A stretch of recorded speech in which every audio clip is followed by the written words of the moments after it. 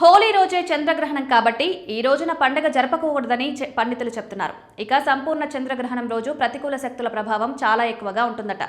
అందువల్ల చిన్నపిల్లల నుంచి గర్భిణీల వరకు ప్రతి ఒక్కరూ జాగ్రత్తలు తీసుకోవాలని సూచిస్తున్నారు.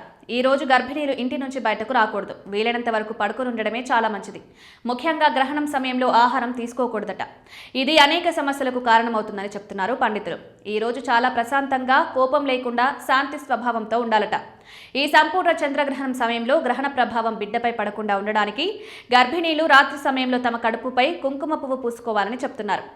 ఎందుకంటే ఇది పిండాన్ని రక్షిస్తుందట. దీనివల్ల ఎలాంటి ప్రభావం పిండంపై పడకుండా ఉంటుంది. గర్భిణీలు గ్రహణ సమయంలో పదునైన వస్తువులను ఉపయోగించడం అస్సలే మంచిది కాదు. ముఖ్యంగా కూరగాయలు కట్ చేయడం, ఫ్రూట్స్ కట్ చేసుకుని తినడం వంటి పనులు అస్సలే చేయకూడదట.